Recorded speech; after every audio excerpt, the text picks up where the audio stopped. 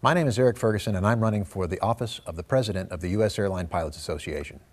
I'm Jeff Kuntz, and I'm running for the office of Vice President of the U.S. Airline Pilots Association. The U.S. Airline Pilots Association cannot continue to blame the former bargaining agent for all of its ills.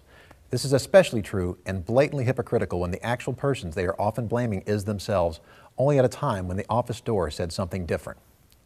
In just under 4 years, and while being guided almost exclusively by East pilots, USAPA has managed to fail on nearly every front.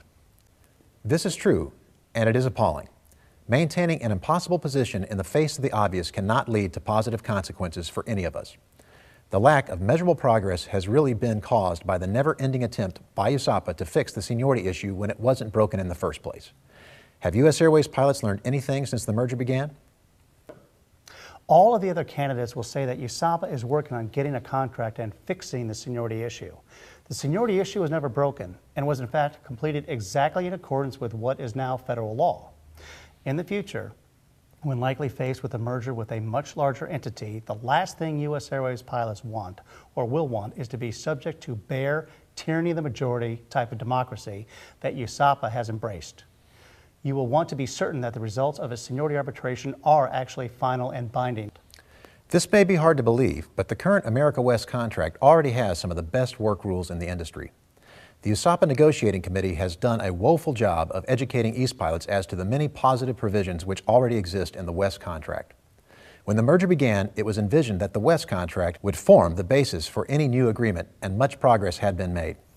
That is, until the East MEC withdrew from negotiations in order to give time for USAPA to become the bargaining agent before an agreement could be reached. When USAPA took over, delay must have been the plan because all of it was scrapped. In fact, USAPA's recent comprehensive proposal amounts to a giant step backwards for the America West pilots in many sections. Make no mistake, if we are elected, only the best, most advantageous sections from either agreement will become the baseline. We will improve upon them from there. We will do this so that your contractual concerns are heard. We will undertake extensive polling of all U.S. Airways pilots to determine what sections merit the most attention and deserve the most effort. Make no mistake, the current Negotiating Advisory Committee has produced nothing other than empty promises. My administration will reformulate the NAC entirely. This doesn't mean the current members of the NAC will be ineligible to participate, but they will have to reapply and earn their spot. The new Negotiating Committee will incorporate 3 negotiators from each side of the operation. To do this, we will accept resumes, screen for the top candidates, and then conduct interviews before the BPR to staff a new and far more robust Negotiating Advisory Committee, which is concerned with the needs of all U.S. Airways pilots, not just the formerly furloughed East pilots. Finally, no committee person serving in our administration will work under LOA 95. This is the provision which allows for individuals to enjoy the highest compensation. That's the pay cap plus any flex for any aircraft in any base which their seniority could theoretically hold. It is simply unfair for USAPA volunteers to enjoy such a monetary advantage over their peers at the expense of the dues-paying membership. This union has been run for far too long by East pilots found in a narrow band of seniority. They share a common background and have united for a common purpose. That purpose was to trade their career expectations for that of the AWA pilots. However, this strategy has clearly failed, mainly because the former America West pilots, as led by our team, would not run, hide, quit, or concede. Keep in mind that we have done this while being outnumbered by 2 to 1, forced to pay dues to a union designed to eliminate our voice, forced to defend ourselves from frivolous litigation, forced to sue the union, forced to raise and manage funding the litigation voluntarily, and withstanding additional slander and libel from Cleary. We are still here and as strong as ever. It may be hard to believe right now, but I assure you that U.S. Airways pilots are staring opportunity in the face. The seemingly impossible confluence of events presents nearly endless possibilities.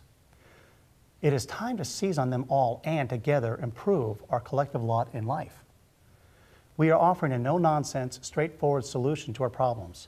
As USAPA's top executives, we will rapidly achieve the industry-leading contract you have so long been promised by everybody else. You are surely hearing this from every candidate, but most of them amount to nothing more than a different name behind the same failed strategies. They have all had their chance and nobody is better off as a result. If you are looking for an undeniable change and you desire honesty, integrity, and decisions based on the greater good for all U.S. Airways pilots, we respectfully ask for your vote. As your President and Vice President, we will work diligently for for the success and prosperity of all U.S. Airways pilots. If you elect me, Eric Ferguson, as president, And me, Jeff Kuntz, as vice president, we will end this fight and obtain an industry-leading contract. please continue to visit our website routinely. Do not discount the importance of this election. For many pilots, this election will be their last chance to secure a contract before age 65 forces them out.